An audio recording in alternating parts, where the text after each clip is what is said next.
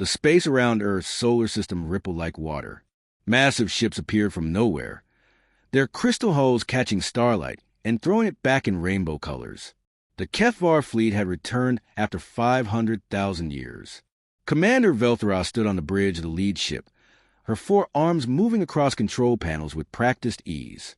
Her large eyes, adapted for the dim light of her homeworld, studied the readings with growing confusion. The blue and green planet ahead looked the same, but something was very wrong. This could not be correct, she said to her second in command. Run the scans again. The readings came back the same. Energy signatures covered the entire system. Massive structures orbited the third planet. Metal objects moved through space in organized patterns. This was not the primitive world they had left behind. 500,000 years ago, the HFY had visited this system during their great expansion across the galaxy. They had found a world filled with simple creatures. Some walked on two legs and used basic tools, but they were no more advanced than animals. The HFY had taken samples, made notes, and moved on to more interesting worlds. Now they had returned to claim what they had cataloged as their territory. It was supposed to be an easy takeover of a backward planet. Velthara's confusion grew as more reports came in. "Commander," said her sensor officer, "I'm detecting artificial gravity wells around the gas giant, and there are structures in the asteroid belt that appear to be mining operations." "That's impossible," Velthara replied. "Our records show primitive life forms barely capable of making fire." 3 days earlier, Captain Jake Morrison had been drinking coffee on the bridge of the Earth Defense Ship Horizon's edge when the alert came through. The quantum monitoring stations at the edge of the solar system had detected the ripples in space-time that came before ships dropped out of hyperspace. "Well, here they come," Jake said, setting down his mug. He was a tall man with gray hair and calm eyes that had seen many battles. Just like the computer models predicted, Lieutenant Amy Carter looked up from her station. She was young, barely 30, with short brown hair and the quick movements of someone used to working under pressure. "All defense platforms are online, Captain. The new shield generators are running at full power." Jake nodded. Earth had been preparing for this day for over 200 years. Ancient artifacts found deep in the planet's crust had told them about the HFY's first visit. Advanced archaeology and quantum reconstruction had revealed everything about the alien species, including their habit of returning to claim worlds they had once cataloged. "Send word to command," Jake ordered. "Tell them our guests have arrived right on schedule." The Horizon's Edge was one of humanity's newest ships, built with technology that would have seemed like magic to people just a century ago. Its hull was made of materials that could change their properties at will. Its engines bent space itself to move faster than light. Its weapons could tear apart matter at the atomic level. But Jake hoped they wouldn't need weapons today. On the HFY flagship, Velthara continued to study the impossible readings. The third planet pulsed with energy. Hundreds of artificial structures orbited it. Some were clearly space stations. Others looked like construction facilities. A few were so large they could house millions of beings. "Commander," her communications officer called out, "we're receiving a transmission from the planet." "From the planet?" Velthara's head turned quickly. "That's not possible. Play it." The message was in perfect HFY, spoken with an accent that sounded almost ancient. "Welcome back to the Sol System, HFY Fleet. This is Earth Defense Command. We have been expecting you. Please state your intentions." Velthara stared at the communication panel. Not only were the primitive creatures still alive, they knew the HFY language. They had been expecting them. They called their system by a name and spoke as if they were in charge of it. "How do they know our language?" she asked. Her science officer, a thin HFY with pale skin and nervous movements, checked his readings again. "Commander, I'm also detecting ships moving toward our position. They're fast." Jake Morrison watched the tactical display as the alien fleet held position at the edge of the system. 12 ships, each about a kilometer long, made of some kind of living crystal. They were beautiful in their own way, but their weapons were charged and ready. "Captain," Amy Carter reported, "I'm reading massive energy buildups on all their ships. They're preparing for battle." "Let's not give them a reason to start one," Jake replied. "Signal the fleet." Defensive positions only. Do not target their ships directly. Around the horizon's edge, other Earth ships took their positions. They moved with precision that spoke of years of practice. Each ship was different, built for specific roles, but they worked together like parts of a single machine. The Earth fleet looked smaller than the HFY force, but appearances could be deceiving. Each human ship carried technology that had been refined and improved over centuries of preparation. They were ready for this moment. Velthara watched the human ships approach. They moved in perfect formation, their hulls sleek and dark. Energy readings from them were off the charts. These were not primitive vessels. "Commander," her tactical officer said, voice tight with worry, "their ships are more advanced than ours." The words hit Velthara like a physical blow. The HFY were one of the oldest spacefaring races in the galaxy. They had been building starships when most worlds were still covered in simple bacteria. How could a species they had dismissed as barely intelligent now surpass them? "Open a channel," she ordered. Jake Morrison's image appeared on the HFY bridge. He sat relaxed in his captain's chair, looking as comfortable as if he were chatting with old friends. Behind him, Amy Carter and other crew members worked at stations that hummed with quiet power. "I'm Captain Jake Morrison of the Earth Defense Force," he said, his words automatically translated into perfect HFY. "On behalf of humanity and our allied species, I welcome you back to our home system. It's been a while since your last visit." Velthara found her voice. "You speak of allied species. You speak as if the system belongs to you. Our records show this world was inhabited by primitive creatures incapable of space travel." Jake smiled, and there was something in that smile that made Velthara nervous. "A lot can happen in 500,000 years. Commander, we've been busy." The conversation paused as both sides took the measure of each other. The HFY had expected to find a world of simple creatures ready for conquest. Instead, they faced beings who spoke their language, knew their history, and commanded technology that matched or exceeded their own. Jake Morrison had been preparing for this conversation his entire career. Earth had been ready for this day since before he was born. Now it was time to see what 500,000 years of human progress could accomplish. "Perhaps," Jake continued, "we should talk." Commander Velthara decided she needed more information before talking with the humans. She ordered 3 of her fastest scout ships to scan the inner system while the main fleet stayed at a safe distance. The scouts moved toward Earth, their sensors reaching out to map everything they could find. What they discovered made no sense according to HFY records. The second planet, a hot world close to the star, was covered in floating cities that rode above the poisonous atmosphere. Massive collectors gathered energy from the star itself, feeding power to structures that stretched across the planet's surface. The fourth planet, a cold red world, showed signs of terraforming. Atmospheric processors worked to thicken the air and warm the surface. Green patches were already visible near the poles where the work was most advanced. But it was the asteroid belt that truly shocked the HFY scouts. What should have been empty space filled with floating rocks was instead a bustling industrial zone. Massive mining platforms broke apart asteroids and refined the materials. Construction yards built new ships and space stations. The whole belt hummed with activity. "This is impossible," the lead scout reported back to Velthara. "The energy signatures suggest they're using controlled fusion on a massive scale. Their construction techniques are at least as advanced as ours, possibly more so." Dr. Lisa Grant stood in the Xenoarchaeology Department's main lab, surrounded by displays showing HFY artifacts. She was a small woman with graying hair and sharp eyes that missed nothing. For 20 years, she had studied every piece of alien technology ever found on Earth. "Admiral Stevens," she said into her communicator, "the fleet movements match exactly what we predicted from studying their cultural patterns. They're probably sending scouts to assess the situation before making contact." Admiral Paul Stevens was in the command center deep beneath the Rocky Mountains. He was a big man with a calm voice and steady hands. He had spent his career preparing Earth's defenses for threats that might never come. Today, that preparation would be tested. "What can you tell me about their mindset, Dr. Grant?" he asked. Lisa pulled up a holographic display showing HFY social structures. "They think in terms of hierarchies and conquest.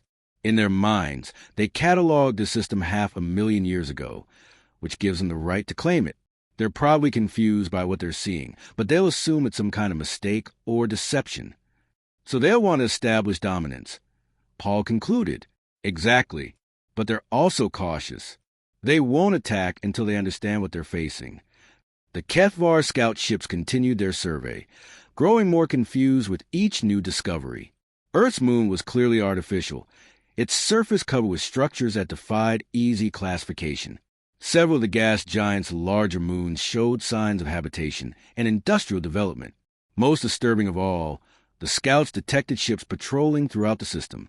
Fast, sleek vessels that move with purpose and coordination. The primitive world of Kethvar remembered was now protected by a fleet that might rival their own. Scout leader Nixtara reported her findings to Commander Velthara. The entire system has been industrialized. Population estimates suggest billions of intelligent beings living and working throughout the local planets and structures. Their technology level appears to equal or exceed our own in several key areas. Velthara for arms moved restlessly across her control panels. This was not what they had come here for.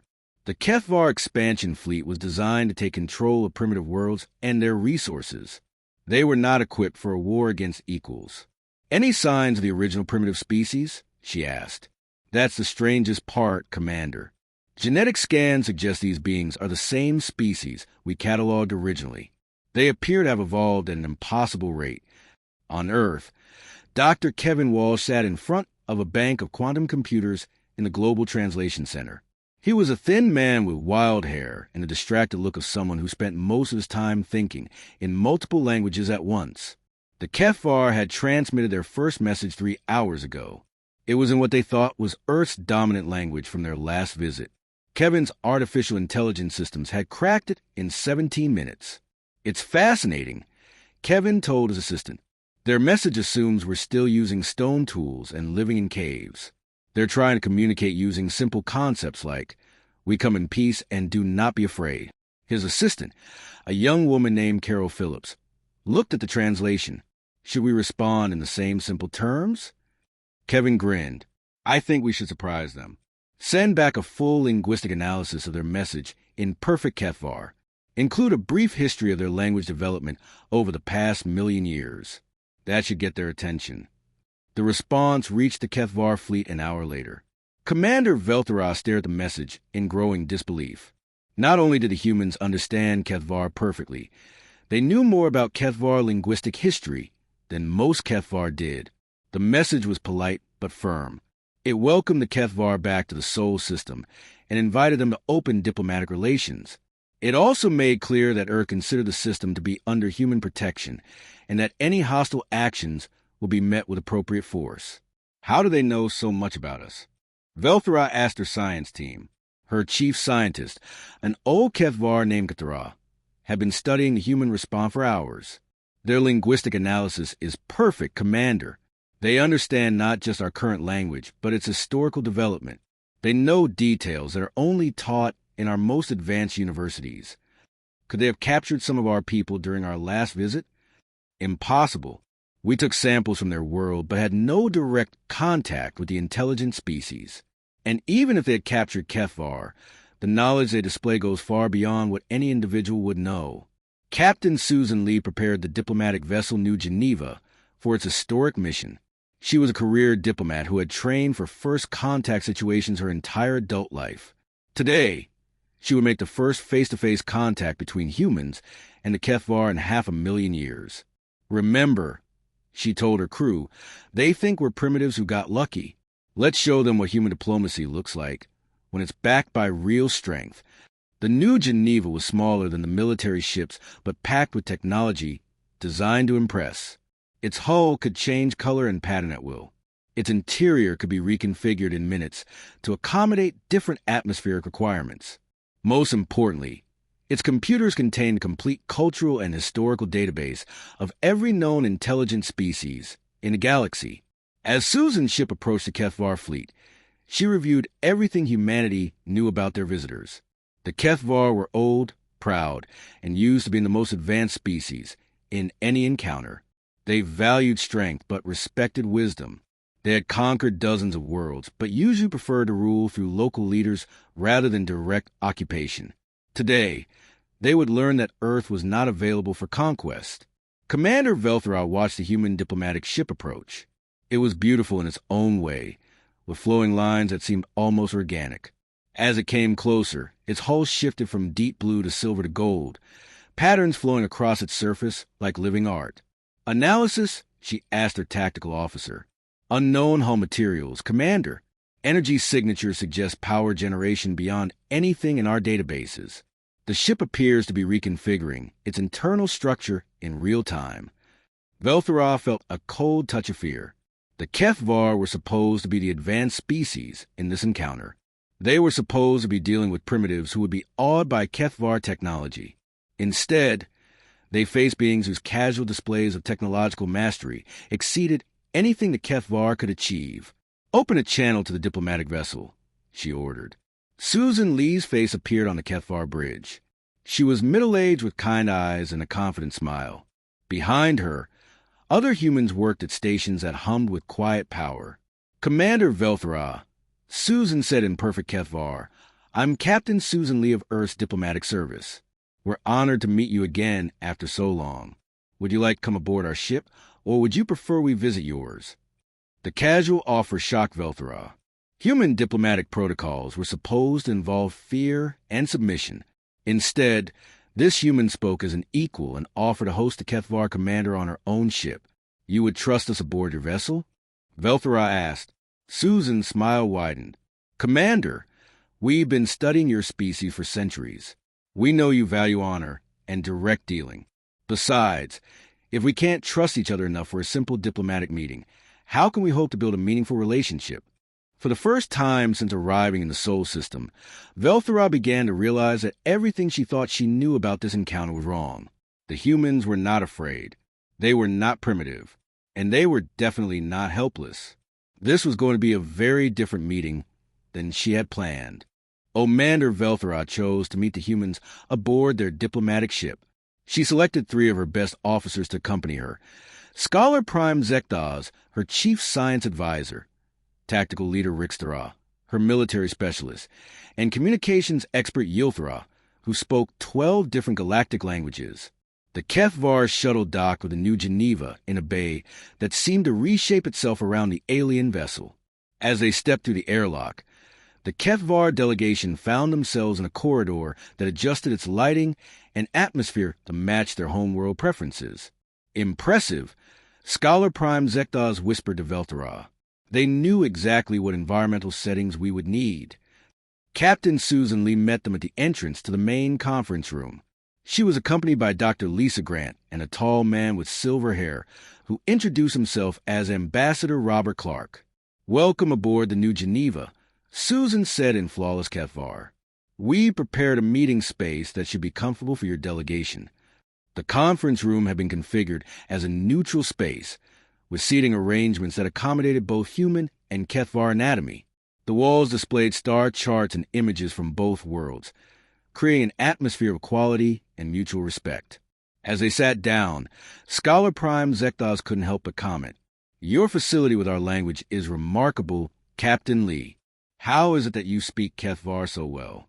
Dr. Lisa Grant answered with a smile. "We've had a long time to study your language, Scholar Prime. When you visited our world 500,000 years ago, you left behind more than just samples. Your ship's computer systems were quantum entangled with your home world. Over the centuries, we've been able to reconstruct much of your linguistic and cultural database." The HFY delegation exchanged glances. Quantum entanglement was an advanced concept that primitive species should understand, much less exploit. Ambassador Clark activated a holographic display that showed a timeline of Earth's development. "Perhaps we should start with some history. When your people last visited Earth, humans were indeed quite primitive. We used simple tools, lived in small tribes, and had barely discovered agriculture.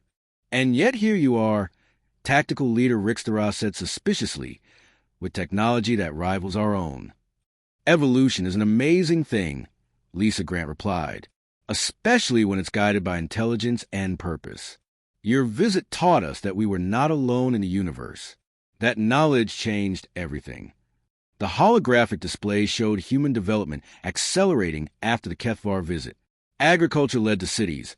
Cities led to technology, and technology led to space travel, all happening much faster than normal evolutionary timelines would suggest. This is impossible. Scholar Prime Zekdar said, natural evolution doesn't work this quickly. It took our species 5 million years to develop space travel from our industrial age. Susan Lee leaned forward. You're right, Scholar Prime. Natural evolution doesn't work that fast. But humans have always been exceptional at adapting and learning from others. Your visit gave us a goal and showed us it was possible to reach the stars. On the Kethvar flagship, the remaining crew monitored the diplomatic meeting with growing concern. The energy readings from the human ship continued to fluctuate in ways they couldn't understand. Worse, their own quantum communications were being blocked by some kind of interference. Communications are being jammed, the ship's technical officer reported. Not aggressively, but we can't reach our homeworld. The acting commander, a young Kethvar named Telthra, studied the readings. Is it intentional? I don't think so, sir. The interference seems to be a side effect of their ship's normal operations. Their technology is generating quantum fields we've never seen before. Back on the New Geneva, the meeting continued with the humans demonstrating their knowledge of Kethvar culture and history. They knew about the Great Expansion, the Kethvar's colonial policies, and even details about their homeworld that most Kethvar citizens didn't know. How do you know so much about us? Velthara asked directly. Dr. Lisa Grant touched the control, and the room filled with holographic images of Kethvar artifacts found on Earth. Your previous visit left traces, Commander. We found crash probes, discarded equipment, and genetic samples from your crew. Over time, we learned to read the quantum signatures in these materials. She gestured, and the display showed human scientists working with alien technology. It took us 50,000 years just to understand your basic energy storage systems. Another 100,000 to figure out your navigation computers. But each discovery led to the next. Scholar Prime Zekdar stared at the images. You reverse-engineered our technology from debris? Not just reverse-engineered. Ambassador Clark corrected. We improved on it. Human minds work differently than Kethvar minds. We see patterns and possibilities that others might miss. To demonstrate, Susan Lee activated a small device on the table. It was clearly based on Kethvar design principles, but modified in ways that made it far more efficient than the original. This is a gravity manipulator based on your technology, she explained. But we've improved the power efficiency by 300% and reduced the size by 90%. Tactical leader Rixthara examined the device with growing alarm. This level of miniaturization should be impossible with gravity manipulation technology. Should be, Lisa Grant agreed. But humans have a talent for making the impossible work. The conversation continued for hours as the humans demonstrated their knowledge and capabilities. They showed star charts that included systems the Kethvar had never visited. They discussed scientific theories that were still being debated in Kethvar universities. They casually mentioned other alien species they had encountered and befriended. Wait, Scholar Prime Zekdaz interrupted. You said other species. How many others? Susan Lee and Ambassador Clark exchanged a look. Currently, 12 species are part of our local alliance, Susan said carefully, though we'd had contact with several others who preferred to maintain independence. 12 species. Velthara's voice rose. In this one system? Oh no, not just a system. Lisa Grant corrected with a smile. The alliance spans about 40 star systems now. We've been quite busy over the past few hundred centuries. The Kethvar delegation sat in stunned silence. They had come to claim a primitive world, and instead found themselves facing a multi-species alliance that spanned dozens of systems. What happened to the other species you encountered? Rixthara asked suspiciously. Did you conquer them? Ambassador Clark looked puzzled. Conquer them? Why would we do that? We helped them develop their own potential. Some of our best friends used to be barely intelligent when we first met them. He activated another display showing various alien species working alongside humans on massive construction projects. The Centauri were still in their Stone Age when we found them 8,000 years ago. Now they're our best engineers. The Kalan were almost extinct from a planetary disaster. We helped them evacuate their world and find a new one. You help other species develop? Scholar Prime Zekdaz asked in disbelief. Of course. Susan Lee replied as if it were obvious. Intelligence is the most precious thing in the universe. Why would we waste it? Commander Velthara felt her worldview shifting. The Kethvar way was to conquer and rule. They took what they wanted and dominated those who were weaker. The idea of helping other species develop was foreign to everything she understood about galactic politics. But if you help them become strong, she asked, won't they eventually challenge your authority? The humans looked at each other and started laughing. Not cruel laughter, but the kind of amusement that comes from hearing something completely unexpected. Authority. Ambassador Clark chuckled. Commander, we don't rule over our allies. We work with them. Each species brings unique strengths and perspectives to the Alliance. Lisa Grant added, the Centauri think in ways we never could. The Kalan see patterns we miss. Every species makes us all stronger and smarter. As the meeting drew to a close, the Kethvar delegation realized they were facing something unprecedented. These humans had not just survived and advanced. They had created an entirely new model of galactic civilization based on cooperation rather than conquest. What happens now? Velthara asked. Susan Lee stood and offered her hand in a human gesture of friendship. Now, Commander, you have a choice. You can try to claim this system by force and discover just how well we can defend ourselves. Or you can join us and help build something better than either of our species could achieve alone. Velthara looked at the offered hand and realized that everything the Kethvar thought they knew about power, progress, and galactic politics was about to change. The cultural exchange continued over the next several days as more Kethvar delegations visited human facilities throughout the solar system. What they saw challenged everything they believed about galactic civilization and progress. Chief Engineer Matt Rodriguez met the Kethvar technical team aboard the orbital construction platform New Horizon. Matt was a stocky man with callous hands and an easy smile that made complex engineering seem simple. Welcome to our main construction facility, he said as they floated through the zero-gravity environment. We built this about 30 years ago to handle the larger projects. Scholar Prime Zekda studied the massive space station with growing amazement. The structure was kilometers across and filled with construction bays that could build entire starships. But what impressed him most was how easily the humans control their environment. Your artificial gravity systems, he commented.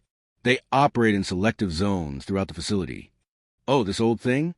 Matt laughed, gesturing casually at a control panel. Gravity is easy once you understand how space-time works. Here, let me show you. Matt touched the panel, and the conference room around them began to change. The walls shifted from metal to crystal, then to what looked like living wood. The gravity rotated so that what had been the ceiling became the floor, but everyone remained comfortably oriented. Matter and energy are just different states of the same thing. Matt explained as if he were discussing the weather. Once you figure out how to manipulate quantum fields, you can make anything behave however you want. The Kethvar technical team stared in shock. What Matt had just done casually should have required massive energy expenditures and careful planning. Instead, he had restructured the molecular composition of an entire room as easily as changing the lighting. This is impossible, whispered Kethvar engineer Plixtera. The energy requirements alone should have overloaded your entire station. Matt looked puzzled. Energy requirements? We get all the power we need from space itself. Vacuum energy extraction isn't that complicated once you work out the math. He activated another display that showed the station's power systems. The Kethvar team saw technology that harvested energy directly from empty space, drawing power from quantum fluctuations that their own science said were impossible to access. You're harvesting zero-point energy, Plixtera said in a strangled voice. Our theoretical physicists say that's impossible. Your theoretical physicists haven't tried hard enough, Matt replied cheerfully. Humans are pretty good at making impossible things work. Meanwhile, Dr. Rachel Price was giving another Kethvar delegation a tour of Earth's historical reconstruction center. Rachel was a small woman with intense eyes and the patient manner of someone used to explaining complex ideas to people who weren't ready to understand them. "This is where we keep our records of your previous visit," she said, leading them into a vast chamber filled with holographic displays. The room came alive with images of Earth 500,000 years ago. Kethvar ships landed on a primitive world, took samples, made recordings, and left. But the human reconstruction showed details that no Kethvar record contained. "How do you have images of events that happened before your species developed recording technology?" asked Kethvar historian Wektorah. Rachel smiled. "Quantum archaeology. Every event leaves traces in the quantum structure of matter. If you know how to read those traces, you can reconstruct what happened at any point in history." She gestured, and the display showed Kethvar crew members discussing their findings. The recreation was so detailed that individual conversations could be heard and understood. "This is impossible," Wektorah protested. "Information cannot persist in quantum structures for that long." "Information persists forever if you know where to look," Rachel replied. "We've reconstructed the complete history of Earth going back for a billion years. We know more about your visit than your own records contain." The display shifted to show the aftermath of the Kethvar departure. Primitive humans examining the landing sites tried to understand what they had seen, the beginning of humanity's long journey to the stars. "Your visit changed us," Rachel explained. "We realized we were not alone. That knowledge drove us to develop faster than any species ever had." She showed them the progression of human development after first contact. Agriculture improved rapidly as humans applied new knowledge gained from studying Kethvar genetic samples. Mathematics advanced as they tried to understand alien technology. Physics leaped forward as they attempted to duplicate Kethvar energy systems. "You learned all this from a few abandoned probes?" Wektorah asked. "We learned the basics," Rachel corrected. "Then we improved on them. Humans are very good at taking existing ideas and making them better." The historical display showed human scientists working with alien artifacts, slowly understanding their principles, then developing new applications the original creators had never imagined. Back on the New Geneva, Ambassador Clark was explaining human philosophy to Commander Velthora and Scholar Prime Zekdaz. "The key difference between our species," he said, "is how we view intelligence. You see it as a tool for dominance. We see it as a resource to be developed and shared." "But surely you understand the need for hierarchy," Velthora argued. "Some species are naturally superior to others." Ambassador Clark activated a holographic display showing the 12 species that made up the human alliance. Each species looked different, with unique biology and culture, but all clearly thriving. "Superior at what?" he asked. "The Zentari are better engineers than we are. The Kalan are better at pattern recognition. The Vorthak are better at long-term planning. Every species has unique strengths. But humans lead the alliance," Scholar Prime Zekdaz observed. "Do we?" Ambassador Clark asked with a smile. "The alliance doesn't have leaders in the way you're thinking. We have coordinators and specialists, but decisions are made collectively." He showed them recordings of Alliance Council meetings where representatives from all 12 species debated policy and made decisions together. Humans were just one voice among many, though their role as founders gave them certain responsibilities. "This would never work for the Kethvar," Velthora said. "Our society requires clear chains of command." "Your society requires what you've taught it to require," Ambassador Clark replied gently. "Societies can change. The Zentari used to be a warrior culture that solved everything through combat. Now they're pacifists who build beautiful cities. You change their fundamental nature?" Scholar Prime Zekdaz asked in horror. "We didn't change them," Ambassador Clark corrected. "We gave them options they'd never considered. They chose to become something better than they were." The conversation was interrupted by an urgent communication from Dr. Lisa Grant. "Ambassador, you need to see this. The Kethvar homeworld is under attack." The display showed images from deep space telescopes focused on the Kethvar home system. A massive fleet of unknown ships was bombarding Kethvar colonies, while the local defense forces fought desperately to protect their worlds. Commander Velthora stared at the images in shock. "The Void Hunters," she whispered. "We thought we had more time."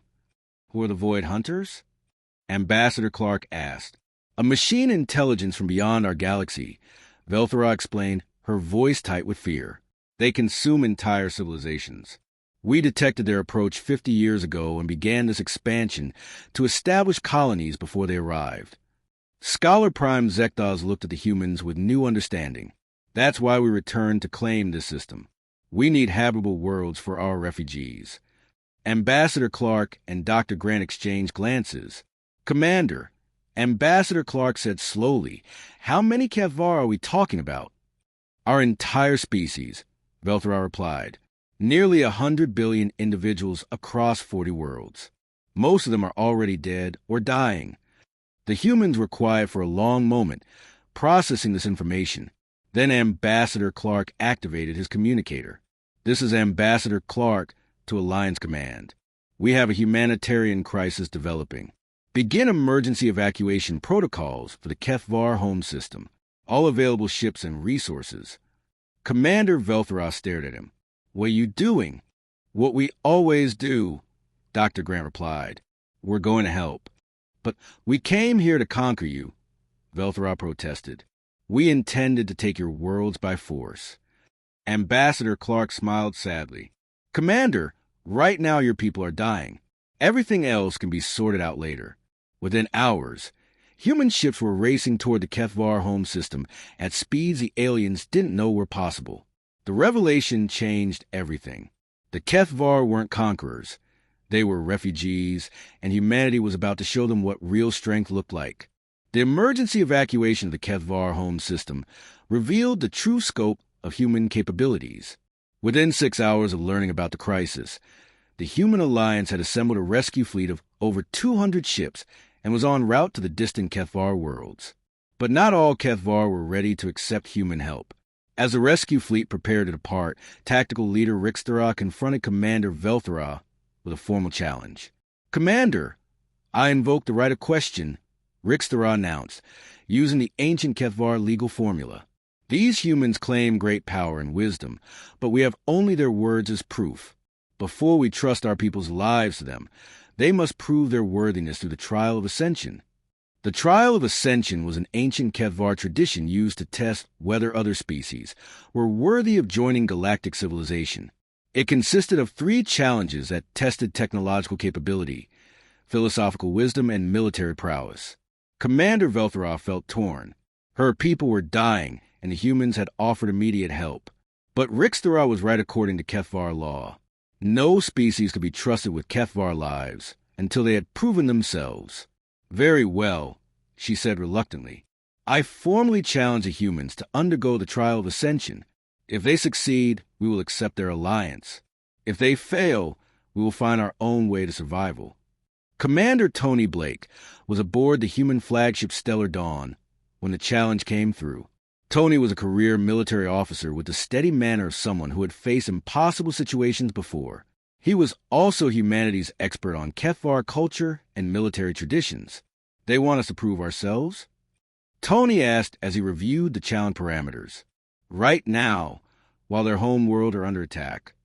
It's their way, explained Dr. Lisa Grant via communication link. The Kefvar believe that true allies must be tested under pressure. They won't accept our help unless we prove we're worthy of their trust. Tony looked at his senior staff. Engineer Sarah Rodriguez, his technical specialist, was already running calculations on her portable computer. Colonel Dan Murphy, his tactical advisor, studied the challenge requirements with professional interest. What exactly do we have to do? Sarah asked. 3 tests. Tony replied, reading from the Kefvar transmission. First, we have to solve something called the quantum maze. It's a complex mathematical puzzle that tests technological understanding and problem-solving ability. How complex? Sarah wondered. According to their records, it typically takes developing civilizations between 10 and 50 years to solve. The fastest time ever recorded was achieved by the Kefvar themselves, 6 months. Sarah grinned. Challenge accepted. The first test was conducted in the space between the human and Kefvar fleets. The quantum maze appeared as a massive holographic construct, a 3-dimensional puzzle made of pure mathematics and physics. It twisted through multiple dimensions, incorporating quantum mechanics, relativity theory, and mathematical concepts that push the boundaries of known science. The puzzle required understanding how matter and energy behave at the quantum level, how space and time curve around massive objects, and how consciousness itself might interact with quantum fields. It was designed to test not just technical knowledge, but creative thinking and the ability to see connections between seemingly unrelated concepts. Sarah Rodriguez floated in her zero-gravity workshop aboard the Stellar Dawn, surrounded by holographic displays and quantum computers. She had assembled a team of humanity's best physicists and mathematicians, but as she studied the quantum maze, she realized she would need more than just human thinking. "Open a link to the Alliance Council," she ordered. "I need to talk to Professor Zechtel the Zentari and Wise-Singer Mortiech of Kalan." The HFY watched in fascination as the human team expanded to include 2 other alien species. Professor Zechtel was a Zentari, a species known for their engineering skills. Wise-Singer Mortiech was from the Kalan, masters of pattern recognition and mathematical harmony. "This is highly irregular." Scholar Prime Zekdos commented to Commander Velthara. "The trial is supposed to test the humans, not their allies. But they are approaching it as humans do," Velthara observed thoughtfully. "They see a problem too complex for one mind, so they bring in others who think differently. Perhaps that itself is a test." Sarah and her expanded team attacked the quantum maze from multiple angles. The humans provided intuitive leaps and creative connections. The Zentari contributed precise mathematical analysis. The Kalan found patterns that others missed. Together, they began to unravel the puzzle's structure. It's not just a mathematical problem, Sarah realized after several hours of work. It's a philosophical statement about the nature of consciousness and reality. Professor Zechtel's translated voice crackled over the communication system. "The maze assumes that consciousness is separate from the physical universe. But what if it's not? What if consciousness and quantum fields are different aspects of the same phenomenon?" Wise-Singer Mortiech added her musical voice to the discussion. "The pattern suggests that the solution requires not just understanding the maze, but understanding the minds that created it. We must think like HFY while applying human creativity." The breakthrough came when Sarah realized that the maze could be solved by reversing its own assumptions. Instead of treating consciousness as an observer of quantum events, she treated quantum events as expressions of consciousness. The maze collapsed into a simple, elegant solution. 17 minutes. Commander Tony Blake announced to the HFY fleet, "We solve your quantum maze in 17 minutes." The HFY bridge fell silent. 17 minutes was impossible. The maze was designed to take years, even for advanced species. Yet the humans had not only solved it quickly, they had done so by inventing an entirely new approach that the maze's creators had never considered. "How?" Scholar Prime Zekdos asked in a stunned voice. "We cheated," Sarah Rodriguez replied cheerfully. "Your maze assumed that consciousness works the way HFY consciousness works. But human consciousness is different. We don't just observe reality, we participate in creating it." Tactical leader Rixtera reviewed the solution with growing amazement. The humans had not just solved the puzzle. They had demonstrated an understanding of quantum consciousness that surpassed HFY knowledge. "The first trial is complete," he announced formally. "The humans have proven their technological capability. Now for the second test, philosophical wisdom." The second trial was more subtle. It required the humans to demonstrate their understanding of justice, mercy, and the proper relationship between different species. The test involved a complex moral scenario where the humans had to choose between competing values. Ambassador Robert Clark handled this challenge. The scenario presented to him involved a situation where humans had to choose between saving a smaller number of more advanced beings or a larger number of primitive ones. Resources were limited. Both groups could not be saved. Clark studied the scenario for several minutes, then looked up at the HFY delegation with a puzzled expression. "I'm sorry," he said, "but I don't understand the premise of this test. Why would we have to choose? Why not find a way to save everyone?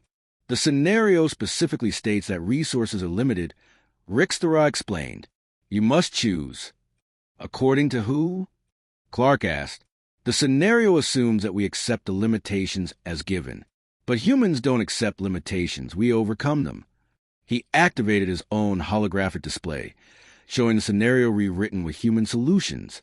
Instead of choosing between the two groups, the humans had found ways to expand the available resources, change the parameters of the crisis, and ultimately save everyone. This is not how the test works. Rixtara protested. Maybe that's a problem with the test. Clark replied gently. You're testing whether species can make hard choices. We're showing you that the right answer is often to refuse to accept that hard choices are necessary. Scholar Prime Zekthos stared at the human solution. It was elegant, creative, and completely outside the framework the test was designed to evaluate. Once again, the humans had not just passed the trial. They had demonstrated that their thinking operated on a fundamentally different level. The second trial is complete, Commander Velthara announced. The humans have shown wisdom that surpasses our own. But there remains a final test, military prowess. This was the test that tactical leader Rixtara had been waiting for. Military strength was something the Kethvar understood. It was concrete, measurable, and followed rules that made sense to them. Show us your warriors, Rixtara demanded.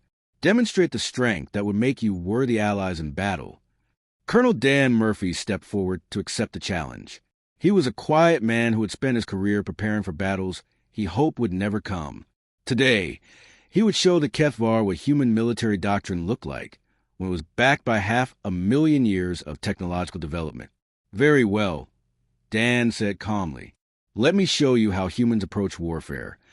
What happened next would change the Kethvar's understanding of power, strategy, and the true meaning of strength. Colonel Dan Murphy stood before the Kethvar delegation with the calm confidence of a man who had never lost a battle. Around him, the bridge of the stellar dawn hummed with quiet activity as human crew members prepared for military demonstration. Before we begin the combat trial, Dan said, I think there's something you should understand about human military philosophy. We don't fight to prove we're strong. We fight to protect what we care about. Tactical leader Rixtara dismissed this with a wave of one of his four arms. Philosophy is irrelevant in warfare, Colonel. Show us your weapons, your tactics, your ability to destroy enemies. Dan nodded thoughtfully. Very well. But first, let me show you who we protect. The main display activated, showing not ships or weapons, but people. Humans working in cities, Zentari engineers building magnificent structures, Kalan artists creating impossible beauty, and 10 other species living, growing, and thriving together across dozens of worlds. These are our people, Dan explained. All of them. Not just humans, but everyone who has chosen to stand with us. When you ask about our military strength, you're asking how far we'll go to keep them safe. Commander Velthara studied the images with growing understanding. The human alliance wasn't just a political arrangement.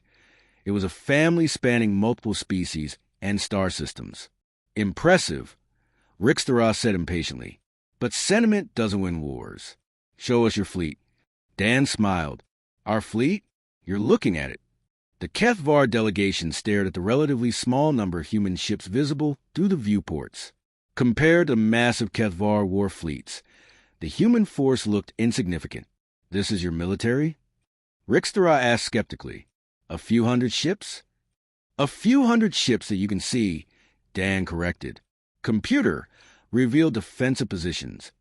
The space around them suddenly filled with ships.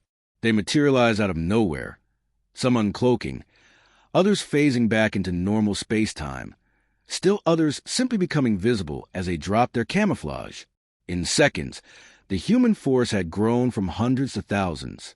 Cloaking technology, Scholar Prime Zekthara breathed. But on this scale, how do you power so many ships simultaneously? We don't power them, Dan explained. They power themselves by tapping directly into the quantum vacuum. Each ship is essentially a self-contained universe with its own energy source. But the real surprise was still to come. Captain Maria Gonzalez, commanding the deep space vessel Quantum Horizon, opened a communication channel from her position near Jupiter. Colonel Murphy, she said, should we reveal the outer defensive perimeter? Dan looked at the stunned Kethvar delegation. I think that would be educational, Captain. Jupiter began to change. What had appeared to be a gas giant with normal moons suddenly revealed itself as something entirely different. The planet's moons unfolded like flowers, transforming into massive space stations armed with weapons that could crack planets. Your gas giant, Commander Velthara said in a strangled voice, is artificial? Not artificial, Dan corrected. Modified. We've been preparing for various threats for quite some time. The entire outer solar system has been converted into a defensive network. But even this wasn't a full revelation. Dr. Chris Thompson, speaking from Earth's primary research station, added his voice to the conversation. Colonel, the Kethvar should also understand our approach to alliance building. Perhaps it's time to introduce them to our other friends. Dan activated a galaxy-wide communication system. All alliance members, please respond for our guests. What followed was a roll call that left the Kethvar speechless. Species after species checked in from across the galaxy. The Vorthak from their crystal cities near the galactic core. The Mythic from their ocean worlds in the spiral arms. The ancient elderly from dimensions beyond normal space-time. 12 species. Commander Velthara whispered, you said 12 species in your alliance. 12 primary members. Ambassador Clark corrected via communication link. But we maintain diplomatic relations with over 300 species across the galaxy. Many of them have mutual defense agreements with the Alliance. Scholar Prime Zekdaz was frantically calculating the implications. If even half of these species could contribute ships to a war effort, we don't make war, Scholar Prime, Dr. Thompson said gently. We prevent wars. Our philosophy is that conflict should be resolved before they require military solutions. To demonstrate, Dr. Thompson showed them recordings of recent diplomatic successes. The Hegemony War that had been ended through negotiation rather than battle. The plague of Serex that had been cured through Alliance medical research. The dimensional rift crisis that had been resolved through combined scientific effort.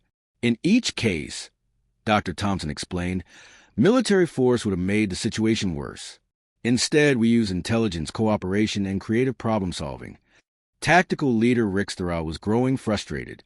But surely you faced enemies who couldn't be reasoned with? What do you do then? Colonel Dan Murphy's expression grew serious. Then we do what we must. Computer, show them the Devourer incident. The display filled with images of humanity's only major military action in the past 10,000 years. A machine intelligence called the Devourer had been consuming entire solar systems, turning all matter into copies of itself. Negotiation was impossible because the Devourer saw all biological life as merely another form of matter to be processed. The Devourer had consumed 47 systems before we encountered it. Dan explained. Billions of lives lost. We tried everything we could think of to communicate with it or find a peaceful solution. The images showed human scientists working desperately to find alternatives to warfare. They had attempted to communicate through mathematics, physics, and even quantum consciousness transfer. Nothing had worked. Finally, Dan continued, we realized that some threats can only be stopped, not negotiated with. So we stopped it. The battle scenes that followed showed the true scope of human military capability. Ships that fought in 11 dimensions simultaneously. Weapons that rewrote the laws of physics in local space-time. Tactics that involved manipulating the fundamental forces of the universe itself. The Devourer, despite consuming nearly 50 solar systems worth of matter and energy, had been defeated in less than 6 hours. How? Commander Velthara asked in a whisper. We convinced the universe that the Devourer had never existed. Dan explained matter-of-factly. It's a complex process involving quantum archaeology run in reverse, but essentially we edited our reality. The Kethvar delegation sat in stunned silence. The humans hadn't just demonstrated superior military technology. They had shown the ability to manipulate reality itself as a weapon. Of course, Dan added, we immediately restored all the consumed matter and energy to its original state. We even brought back most of the species the Devourer had destroyed, though that required some creative temporal engineering. Scholar Prime Zekdaz found his voice. You can bring back the dead? Death is just another kind of change, Dr. Thompson replied. And humans are very good at reversing changes we don't like. Tactical leader Rixthara realized that everything he thought he knew about warfare had just become obsolete. Humans didn't just win battles. They could undo the consequences of losing them. The third trial is complete, Commander Velthara announced, her voice shaking slightly. The humans have demonstrated military capabilities beyond our comprehension. Actually, Colonel Dan Murphy said politely, "We haven't shown you our military capabilities. We've shown you our protective capabilities. There's a difference." He gestured to the images of the Alliance species still displayed around them. Everything we do, everything we build, everything we become, it's all in service of protecting and nurturing life wherever we find it. Even Kethvar life? Commander Velthara asked quietly. Especially Kethvar life. Dan replied with a smile. Your people are in danger right now. Our rescue fleets are already en route to your homeworlds. The question isn't whether we can save them. It's whether you'll let us help. For the first time since arriving in the Sol system, Commander Velthara understood that she wasn't dealing with another conquest-minded species. She was facing beings who had transcended the need for conquest entirely. The humans had passed all three trials not by meeting Kethvar expectations, but by demonstrating that those expectations were too small to contain human potential. The space between star systems began to reveal its secrets. What the Kethvar had thought was empty void was actually filled with structures, so advanced they existed partially outside normal space-time. Massive installations that could manipulate the laws of physics themselves. Defensive stations that could make entire regions of space impassable to hostile forces. Your defensive network, Commander Velthara said weakly, covers multiple star systems. Our defensive network covers this entire spiral arm of the galaxy, Admiral Carter replied. We've been working on it for quite some time. Captain Jake Morrison, still commanding the Horizon's Edge, added his own perspective. The Sol system isn't just our home, Commander. It's the heart of a galactic civilization dedicated to protecting and nurturing life wherever we find it. The display showed the true extent of human defensive capabilities. Automated systems that could detect threats thousands of light years away. Rapid response fleets that could reach any point in local space within hours. Diplomatic networks that could resolve most conflicts before they required military intervention. But this is impossible, tactical leader Rixtera protested. No species could build on this scale. The resources alone would require the output of hundreds of worlds. Thousands of worlds, engineer Sarah Rodriguez corrected cheerfully, plus several artificial star systems, a few pocket dimensions, and some creative temporal engineering to give us enough time to do the work. She showed them images of a human alliance's industrial capacity, entire systems dedicated to construction and manufacturing, asteroid belts converted into shipyards, gas giants transformed into resource processing centers. Even the space between stars had been put to use, with massive collectors harvesting energy from cosmic radiation and dark matter. You've industrialized the galaxy, Scholar Prime Zekthaz said in wonder. We've industrialized our part of the galaxy, Ambassador Clark corrected via communication link, and we did it in a way that enhances rather than destroys the natural beauty of space. Every installation is designed to work in harmony with its environment. To prove his point, Clark showed them images of human industrial facilities. Instead of ugly factories as scarred planets, they saw beautiful structures that looked more like works of art than manufacturing centers. Space stations that enhanced the beauty of nebulae rather than detracting from them. Orbital installations that looked like they had grown naturally from the cosmic environment. How do you power all this? Commander Velthara asked. We don't power it, Captain Maria Gonzalez replied. It powers itself through quantum vacuum extraction, stellar energy collection, and dimensional power tapping. The entire network is essentially a self-sustaining organism. The final demonstration came when Colonel Dan Murphy showed them what human military doctrine actually looked like in practice. Instead of fleets of warships designed to destroy enemies, they saw rescue vessels, construction ships, and diplomatic cruisers designed to help and protect. Our real military strategy, Dan explained, is to make war unnecessary. We build relationships instead of weapons. We solve problems instead of destroying enemies.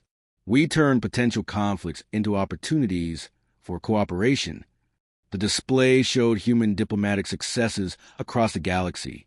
Species that have been enemies for millennia learning to work together. Ancient conflicts resolved through creative problem-solving.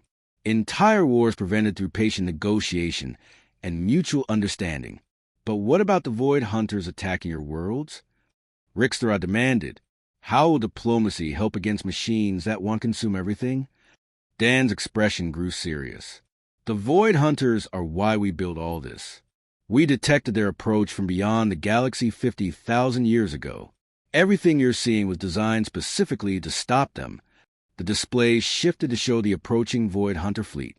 Massive machines that consumed entire star systems, converting all matter into copies of themselves.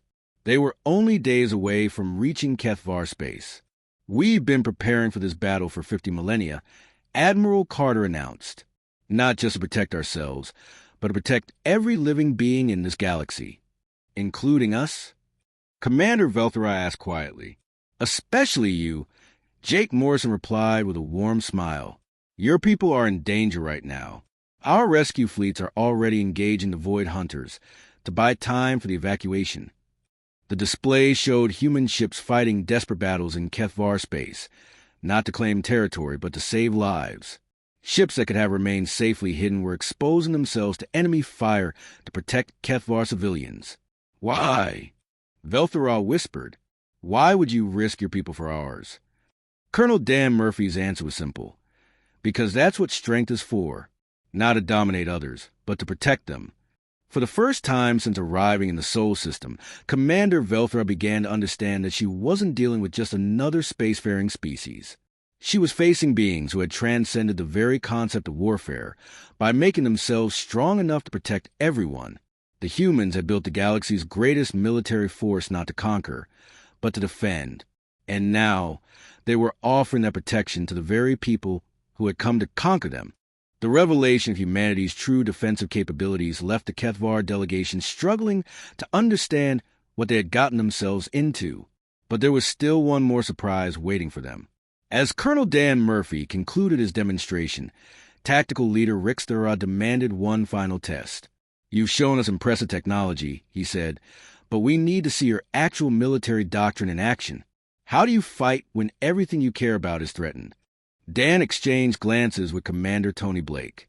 They had hoped to avoid this moment, but the Kethvar seemed determined to understand human warfare at its deepest level. Very well, Dan said quietly. Computer, reveal Sol Defense Network status. The space around Earth began to change in ways that defied everything the Kethvar thought they knew about physics and engineering. What they had taken for empty space revealed hidden structures of impossible size and complexity. Earth's moon phased out of normal space-time, revealing itself to be a massive construct designed to look like a natural satellite. Its surface opened like flower petals, exposing weapon systems that could destroy entire fleets with single shots. Your moon, Commander Velthera said in a choked voice, is a battle station? Our moon is our primary defensive installation. Captain Maria Gonzalez corrected from her position aboard the command station. Built over the course of 200,000 years and designed to protect not just Earth, but this entire sector of the galaxy. But that was only the beginning. Jupiter's moons began unfolding into their true configurations. Each moon was actually a planet-sized vessel capable of independent flight and equipped with weapons that could sterilize solar systems. The gas giants themselves, Dr. Chris Thompson added via communication link, have been modified over the past 100,000 years. Jupiter is now a manufacturing center that can produce 1 million ships per day if necessary. Saturn is a research facility where we develop new defensive technologies.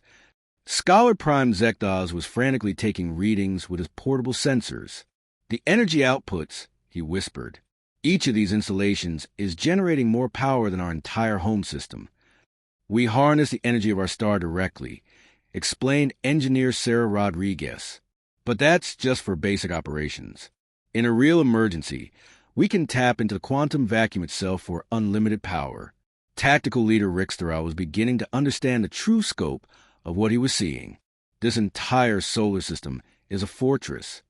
This entire solar system is a sanctuary, Colonel Dan Murphy corrected, a place where life can grow and flourish without fear. The fortress capabilities are just one aspect of that protection. To demonstrate, Dan activated the Sol system's early warning network. Sensor arrays that span light years in every direction came online, showing the Kethvar that humans had been tracking their approach for months before they arrived. We knew you were coming, Dan explained. We knew your fleet size, your weapon capabilities, and your probable intentions. We've been preparing for this encounter since before your ships left Kethvar space. You could have destroyed us the moment we arrived, Commander Velthara realized. We could have prevented you from arriving at all, Dan replied gently. Our defensive perimeter extends well beyond the solar system. We allowed you to come here because we wanted to meet you. The true revelation came when Captain Maria Gonzalez activated the system's full defensive display. Space around the Sol system filled with structures that had been completely invisible moments before. Battle stations the size of small planets. Shield generators that could protect entire worlds. Weapon platforms that existed in multiple dimensions simultaneously. How long? Scholar Prime Zekdaz asked in amazement. How long have you been building all this? We started construction about 400,000 years ago, Dr. Thompson replied. Shortly after we developed the technology to begin serious stellar engineering. Every generation has added something new, but the most shocking revelation was still to come. As the Kethvar delegation watched in stunned silence, Admiral Lisa Carter's voice came over the communication system from the hidden command center deep within Jupiter. Colonel Murphy, should we show them the real defensive network? The battle for the Kethvar homeworlds raged for 3 days as human rescue fleets fought desperately to evacuate as many civilians as possible before the Void Hunters could complete their consumption of the system. Commander Velthara watched from the bridge of the Stellar Dawn as ships she had never imagined possible threw themselves into combat against machines designed to devour galaxies. Report from Admiral Carter, Captain Tony Blake announced. The evacuation of Kethvar Prime is complete. 7 billion civilians successfully transferred to temporary housing aboard Alliance vessels. Commander Velthara felt tears running down her face as she watched her home world disappear into the maw of a Void Hunter harvester ship. The planet where her species had evolved, where they had built their first cities and dreamed their first dreams of the stars, was gone forever. I'm sorry, Commander, Jake Morrison said quietly as he joined her at the observation deck. We couldn't save the world themselves, but we got your people out. All of them? Velthara asked. All of them, Jake confirmed. 97 billion Kethvar, plus their pets, their cultural artifacts, and genetic samples from every species on their worlds. Your civilization will survive. Scholar Prime Zekdaz looked up from his portable computer, where he had been reviewing the rescue statistics. How is this possible? Our population was spread across 40 worlds. Some of those worlds were under attack when your ships arrived. Dr. Lisa Grant's voice came through the communication system from her position aboard one of the rescue coordination vessels. We didn't just send ships, Scholar Prime. We sent everything we had, every available vessel in human space, plus emergency contributions from all our alliance partners. The display screen showed the true scope of the rescue operation. Thousands of ships from dozens of species had converged on Kethvar space. Zentari engineering vessels that could reconfigure themselves into temporary habitats. Kalan Harmony ships that kept traumatized refugees calm during transport. Vorthack crystal carriers that could house millions of people in comfortable living spaces. The method contributed their entire deep space fishing fleet. Dr. Grant continued. The Eldery opened temporal corridors to speed up the evacuation. Even species we've never worked with before sent help when they learned about the crisis. Ambassador Robert Clark materialized on the bridge via holographic projection. Commander Velthara, I need to discuss something important with you. Your people are safe for now, but we need to talk about what happens next. Velthara wiped away her tears and straightened her uniform. Even in the midst of losing everything, she was still a Kethvar commander with responsibilities to her people. What are our options? She asked. Several. Ambassador Clark replied. We can help you establish new colonies in uninhabited systems. We can provide technology and resources to rebuild your civilization. Or, he paused, you can join the Alliance as full partners. What would that mean? Dr. Chris Thompson's voice joined the conversation from Earth. It would mean your people become part of something larger than any single species. You contribute your knowledge and skills to the common good, and in return, you'd share in everything we built together. To demonstrate, Dr. Thompson showed them recordings from Alliance worlds throughout the galaxy. Former refugees from a dozen different species now living and working alongside humans and other alliance members. Cities that blended the architectural styles of multiple civilizations. Research stations where beings from different worlds collaborated on projects no single species could complete alone. The Zentari came to us as refugees 8,000 years ago, Dr. Thompson explained. Today, they're our best engineers and closest friends. The Kalang were almost extinct when we found them. Now their art and music inspire beings across the galaxy. Scholar Prime Zekda studied the images with growing wonder. These species, they didn't lose their identity by joining you. They became more than they were before. That's the point. Engineer Sarah Rodriguez added from her position aboard the construction vessel New Horizon. The Alliance isn't about humans ruling other species. It's about all of us becoming better together than any of us could be alone. But tactical leader Rixtara still had concerns. What about our military traditions? Our warrior culture? Will we have to abandon everything that makes us Cathvar? Colonel Dan Murphy answered that question. Rixtara, we don't want to change who you are. We want to help you become the best version of who you are. Your warrior tradition could become a protective tradition. Your strategic thinking could help us defend others who can't defend themselves. To prove his point, Dan showed them images of former warrior species who had joined the Alliance. The hegemony had been conquerors who learned to become protectors. The Star Raiders had given up piracy to become rescue specialists. Each species had found ways to channel their natural strengths toward building rather than destroying. But the decision is yours to make, Ambassador Clark said seriously. We won't pressure you or try to force you into anything. If you prefer independence, we'll help you establish that. If you want to join us, you're welcome. Commander Velthara looked around at her surviving officers. These were the people who had trusted her to lead them across the galaxy in search of new worlds to conquer. Now they faced a choice that would determine the future of their entire species. I need to speak with my people, she said finally. The Kethvar spent the next day in consultation. Refugees aboard human ships debated their future, while their leaders tried to understand what they were being offered. Some wanted to maintain independence and rebuild their civilization alone. Others were attracted by the idea of joining something larger and more powerful than they could create by themselves. The debate raged through their temporary communities until Scholar Prime Zekdaz made a discovery that changed everything. While examining the human databases, he found records of species that had chosen independence over Alliance membership. Look at this, he told Commander Velthara, showing her the records. The Corvani chose to remain independent when the humans offered Alliance membership 2,000 years ago. What happened to them? Velthara asked. They're still independent, Zekdaz replied. The humans helped them establish colonies, provided them with advanced technology, and maintained friendly relations. They check on them regularly and offer assistance when needed, but they respect the Corvani choice to remain separate. Velthara studied the records more carefully. The humans haven't tried to conquer them or force them to join. Not once. They've even defended Corvani space from external threats several times, expecting nothing in return except continued friendship. This revelation changed the nature of the debate. The Kethvar realized they weren't choosing between freedom and slavery, but between different kinds of freedom. They could be independent but isolated, or they could be part of something larger while maintaining their identity. The final,